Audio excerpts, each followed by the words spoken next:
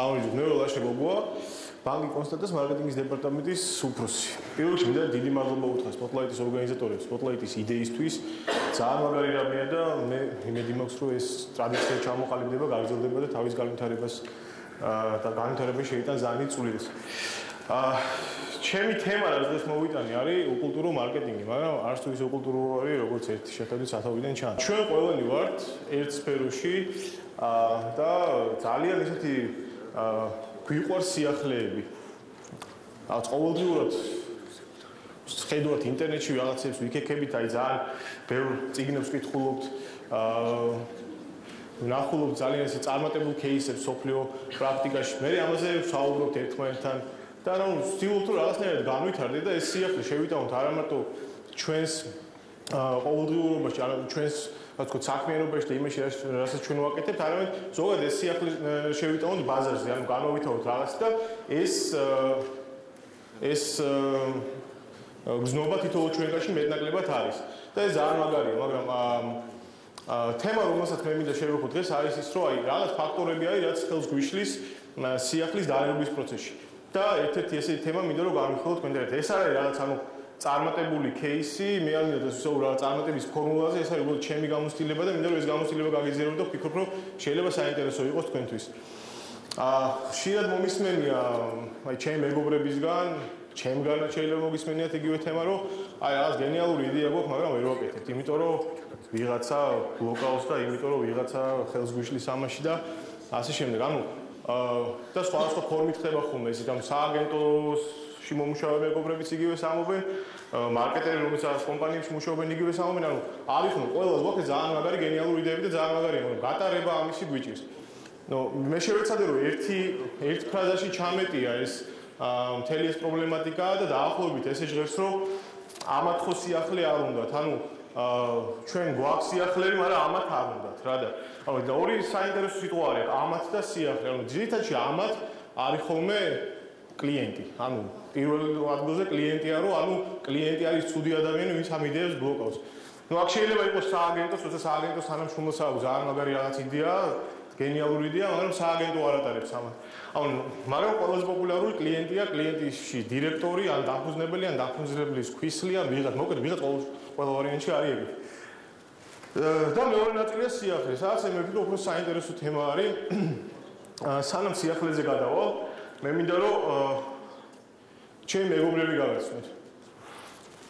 ესენი არიან ჩემი მეგობრები, ჩამოვყე, კაროლინა არის რიო-დე-ჟანეიროდან, ჩიმა ნაირობიდან, დენიელი სან-პაულოდან, მარკუსი ელეიდან, ლოს-ანჯელესიდან, ფაიკი მანამადან, ნორბი ოსტინიდან, ლარსი ოსლოდან და ჰექტორი ოსტინიდან. ესენი ჩემი მეგობრები არიან და ხშირად რაღაც თემებზე საუბრობთ ხოლმე, რა თქმა უნდა, ონლაინ და ჩვენ სფეროში დასაქმებული პროფესიონალები, რომლებიც სოფლიოს სხვა ქვეყნებში მუშაობენ. და ერთი წლის წინ სადღაც მარკუსმა დაიწყო ესეთი რაღაცა, რომ მაშინ ჩიკაგოში მუშაობდა, მე წავედიო სამსახურიდან. ანუ აღარ მინდა მუშაობა.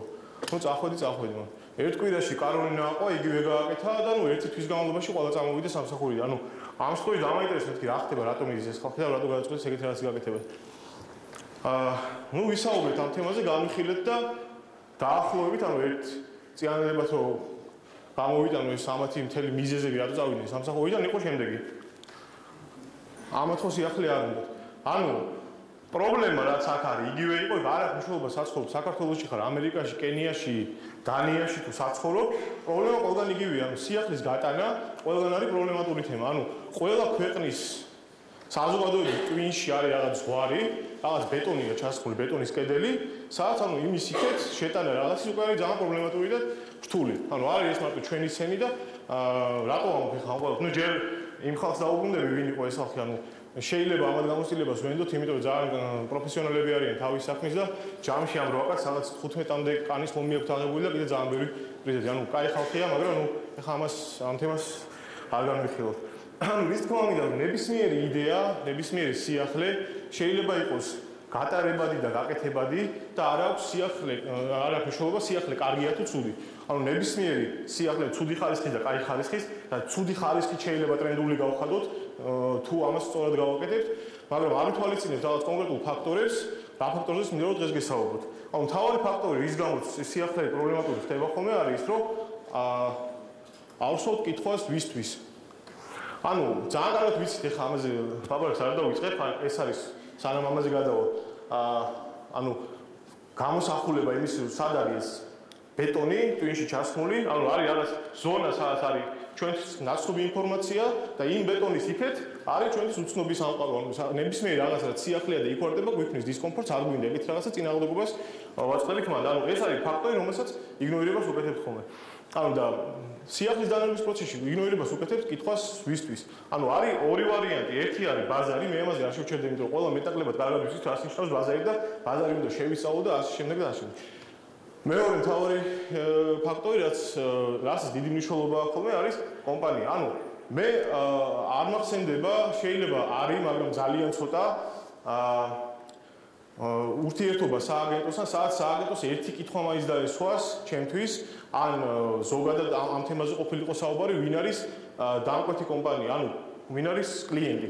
ანუ რა ღირებულებები, რა ყოველდღიური ცხოვრების წესი და აი რა სიახლის ზღვარი სად გადის კლიენტი ორგანიზაციის თანამშრომლებში. ანუ რამდენად მარტივად შეიძლება სიახლე მიიღოს ორგანიზაცია. ანუ ამ მიმართულებით სააგენტო საერთოდ არ მუშაობს. გაცილებით ნაკლებია იმ ბრიფების რაოდენობა, რასაც დამკვეთი აძლევს სააგენტოს და სადაც ეს ინფორმაცია არის შესული. ანუ საერთოდ იგნორირებას უკეთებთ. როგორც ერთი მხარე, ასევე მეორე მხარე. ანუ შედეგად მე რა მინდა, სად არის ჩემი ტაიმერი? ხო.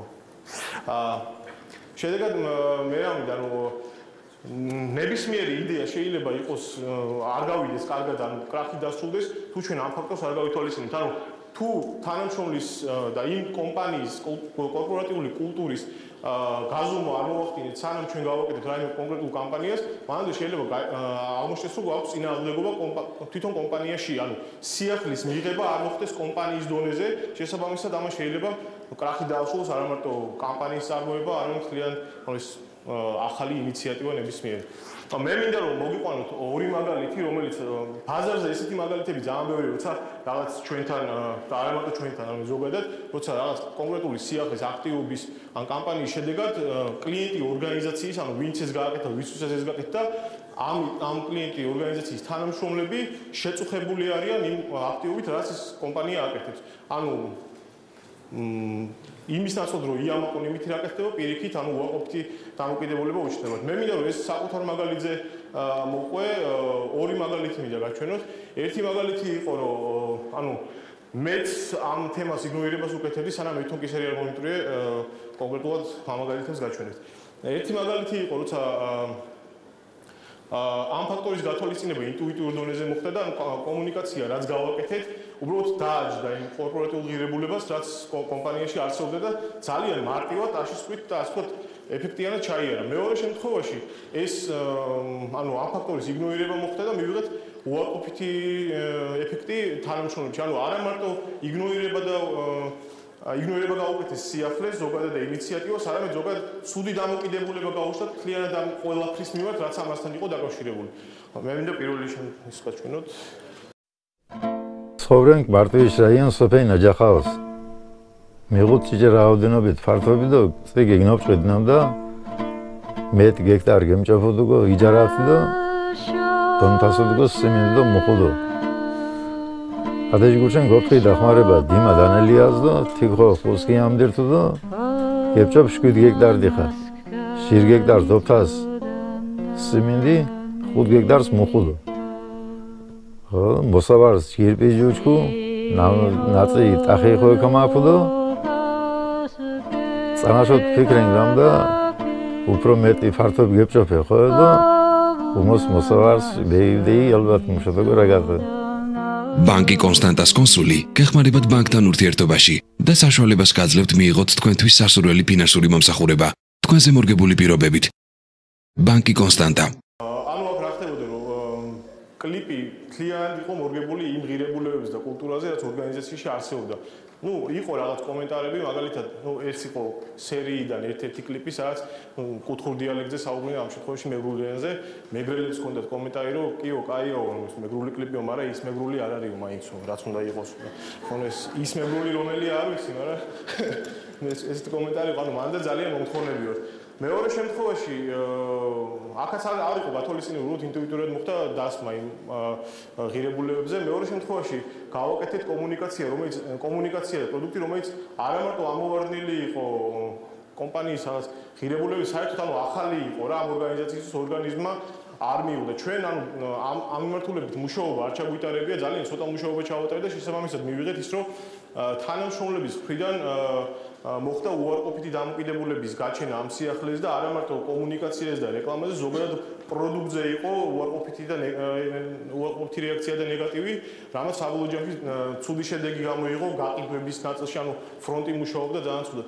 ნუ შემდეგ ეს გაიზომა ეს თემა და ნუ აღმოჩნდა რომ არა მარტო მაგ დონეზე ყოფილა, არა მარტო ფრონტის დონეზე, არამედ მთლიან ორგანიზაციაში სხვადასხვა ლეველებზე ეს პრობლემა არსებობდა.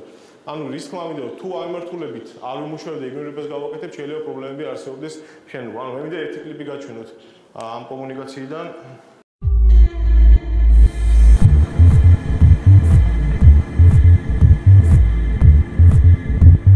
Go crazy with your wishes.